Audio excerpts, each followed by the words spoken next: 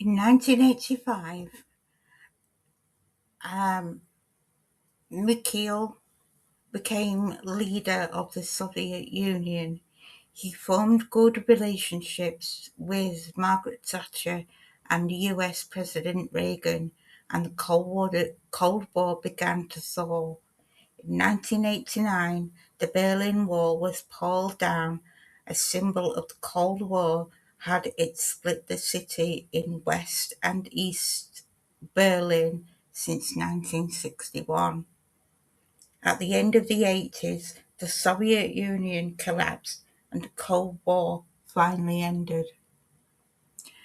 By the 1990s, many big businesses had become multinational, while new technology such as mobile phones and the internet enabled people to contact each other with ease.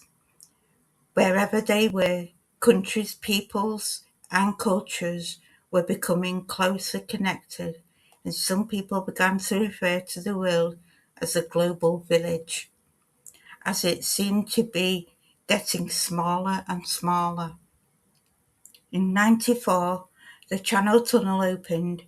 It ran under the English Channel and linked Britain to France, a joint project between the two nations.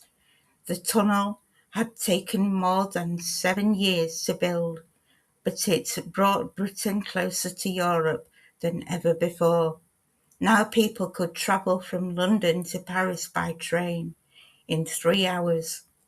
In the same year, the European Economic Community changed its name and became the European Union. The EU drew its members together into a political union with its own laws and policies. But British people were divided over whether they wanted to be a part of Europe or not.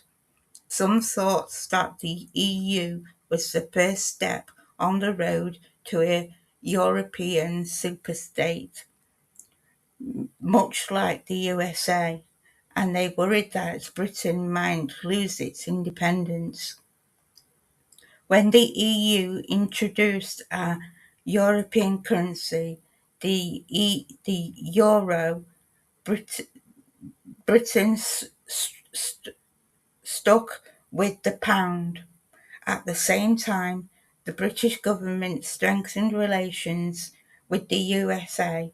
Some Europeans were angry that the British seemed more committed to this special relationship with the US than to Europe.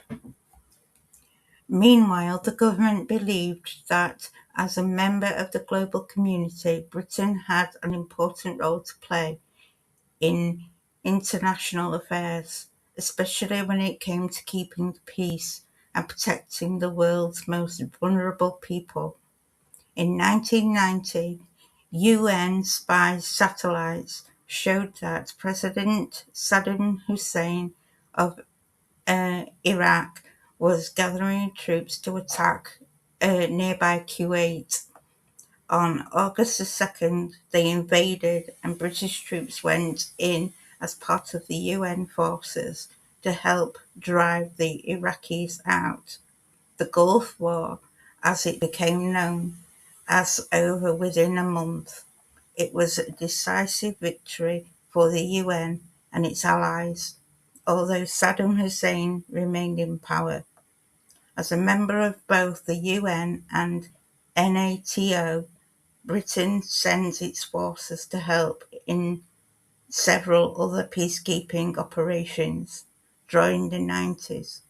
Many these took place in the Balkans in Eastern Europe, where communities were torn apart by the Civil War.